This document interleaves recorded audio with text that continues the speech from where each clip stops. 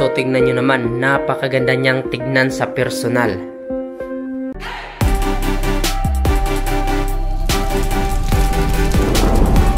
So shout out sa iyo Trina Takbobo from Cagayan de Oro. So salamat po sa panonood. At sa iyo rin Helen Tengson from Negros Oriental. Salamat po sa panonood. At sa iyo rin Maripi Dablo from Cebu. So salamat po sa panonood. At sa iyo rin Erwin Erika Apolong from Northern Samar. Salamat po sa inyong panonood.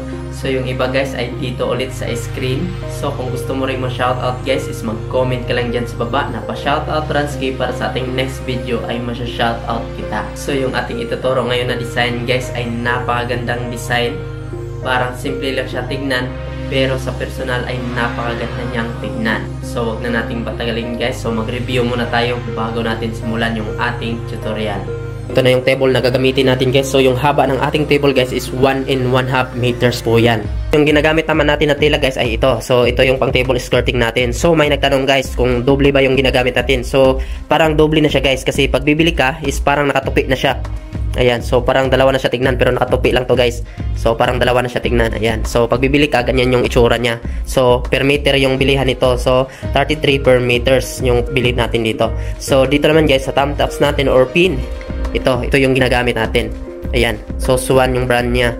So ayan, 60 pesos yung count nito at 8 pesos lang ito nabili natin. Per pad, yan ito, 8 pesos lang. So murang-mura lang. So yung tablecloth naman natin guys is Pitchwell. Ayan, so medyo makapal-kapal siya kaysa dito. Pero pwede rin ito guys ha, pang sapin dito. So ito lang yung ginagamit natin kasi multi-purpose na yung gamit natin. So ayan, so mayroon rin nagtanong guys, gaano ba kahaba yung tablecloth natin. So kung napapansin nyo guys, dito sa harap, ayan, so may nakalaylay dito na mga 2 dangkal. So yan rin dito. Pag bibili kayo guys, so i-expect nyo na yung 2 dangkal rin dito. So kasama na yan sa measure nyo papunta doon sa kabila. Para malalaman nyo na kung gaano ba kahaba yung bibilhin nyo. So ganyan yan kahaba guys. Ayan. So may nakalaylay siya dito. Yan na 2 dangkal na. Katulad rin dito sa harap. So dito naman tayo guys. So mayroong nag-comment guys kung paano ba natin tinamtax yung ating tablecloth. So napakadali lang guys. So iganyan lang natin yung ating tela.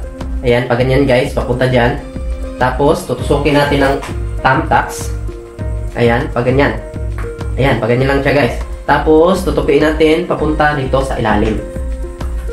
Ayan, so ganyan lang kadali guys. So ayan, so dito naman guys, so malapit lang dito sa gitna. So pwede na rin ditong i-thumbtacks. So yung pag-thumbtacks natin guys, dapat dito sa ilalim guys. Kasi para hindi siya makasagabal mamaya sa ating gagawing table skirting dito. So, hihilahin natin kaunti guys para hihigpit siya para hindi bababa yung ating table skirting.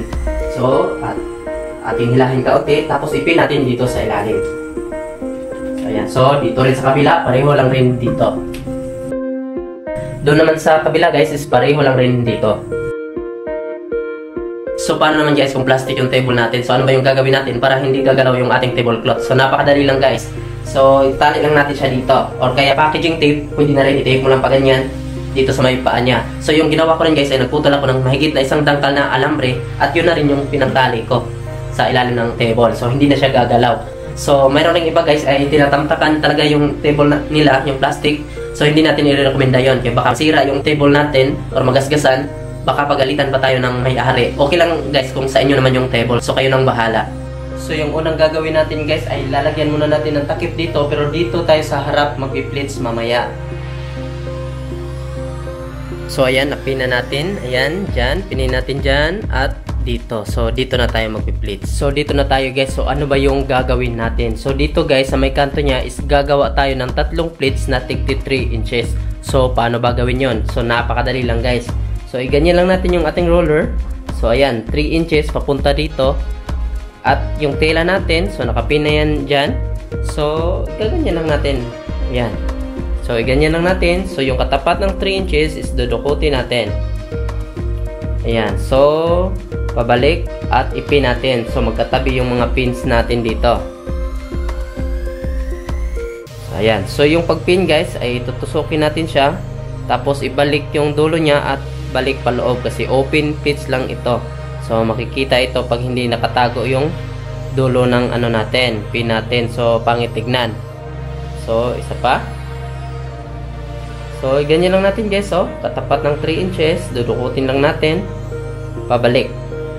Tapos, hawakan natin, tapos ipin ulit natin dito sa katabing pin. tutusukin natin. Kasama itong tablecloth guys ha. Ayan, tapos pabalik yung dulo sa labas. Tapos pabalik sa ilalim, papasok. Ayan, so wala na makitang dulo. At malinis pa tignan. So, ayan. So, kulang pa tayo ng isa. So, 3 inches ulit. Balik ulit, hawakan natin. Tapos, ipipin natin. So, ayan. Papasok, pabalik sa loob. Ayan. So, nakagawa na tayong tatlo. So, napakadali lang, di ba? Ayan. So, yung pagitan niya naman guys is 3 inches ulit. So, hindi na tayo mahirapan ito sa sukat-sukat kasi puro lang 3 inches tayo. So, ayan. So, 3 inches. Papunta rito, ipin natin. So, ayan. So, patusok, palabas, at pabalik sa loob yung dulo. So, ayan. So, gagawa ulit tayo ng mga ganito rito. So, i-focus natin yung camera para makita nyo talagang maigi kung paano ba natin pinin. So, iurong lang natin yung ating roller. Ayan. So, 3 inches ulit dito, papunta. Tapos, ganyan natin yung ating tela. Tapos, dudukutin natin. Pabalik dito. Tapos, hahawakan na natin para hindi na gumalaw. So, ayan. So, ipin na natin. So, yung pagpin guys, dito talaga sa ibabaw ng ating tela na pink. Yan o. Halos wala na siyang space dito sa ibabaw. So, hindi nakaganyan guys. So, hindi nakaganyan. Ayan o, may space dito. So, hindi nakaganyan. Dapat nakaganito talaga siya dito sa bandang ibabaw talaga guys. Tapos, yung pagpin natin guys ay hindi ganito. So, parang tinusok lang natin siya. Tapos, ganyan. So, hindi ganyan guys kasi masisira yan guys. Ayan o. Yan, nabubunot yan. So, pag masagi yan ng bata or mga bisita mo, is masisira. Hindi ganyan guys. Dapat, pag tinusok mo siya, kasama itong cloth, tapos palabas talaga yung dulo. Ayan. Palabas natin yung dulo, tapos itago natin. So, matibay na yan guys. Hindi na yan mabubunot. So, ayan, nakagawa na tayo. Ang isa. So, may dalawa pa. So, dito. Ganun pa rin. Dudukutin natin yung katapat ng 3 inches. Tapos, ipin natin. So, pagpin, papasok, palabas yung dulo, pabalik sa loob. Ayan. So, isa pa.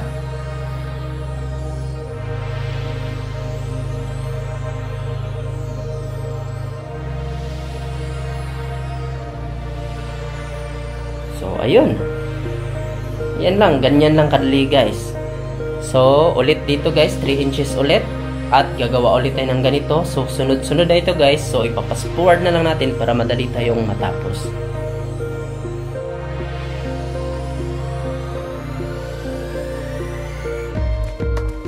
So, ayan guys, natapos na nating ma-pleats lahat. So, dito na tayo sa ating next step.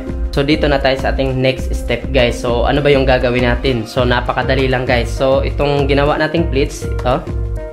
So, hihilahin lang natin yung nasa gitna. So, ganyan guys. Ganyan no. So, parang hinihila mo lang. Yan. So, magaganito na yung itsura niya. So, hihilahin lang natin.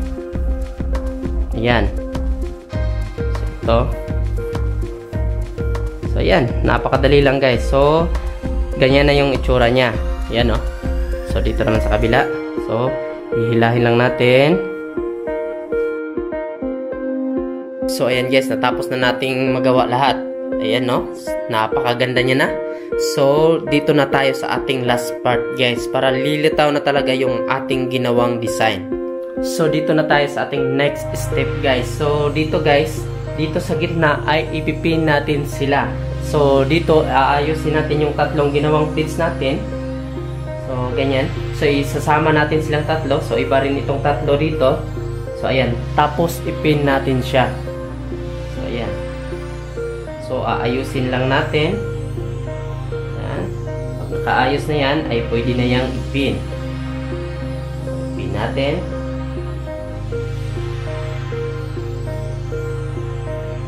Ayan. So, ayan na yung magiging itsura niya.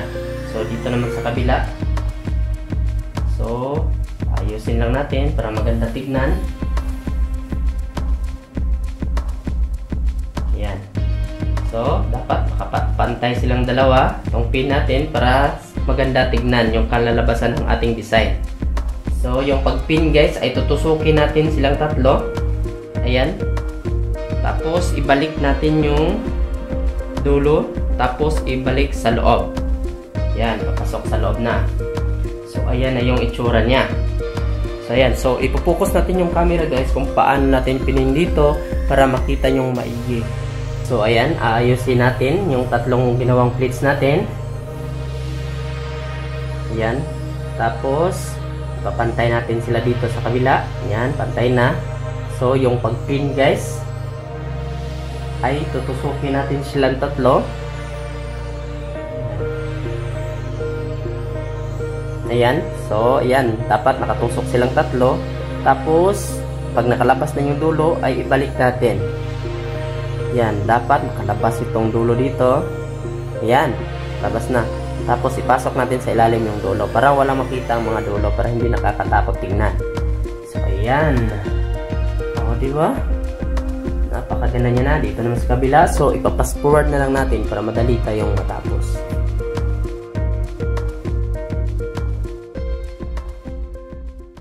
So, kung gusto mo pa na iba pang mga design is pumunta ka lang sa ating YouTube channel at Facebook page. So, naka-playlist na yan. So, hindi ka na mahirapan pang maghanap. So, ako pala si Renski Tutorial guys, and peace.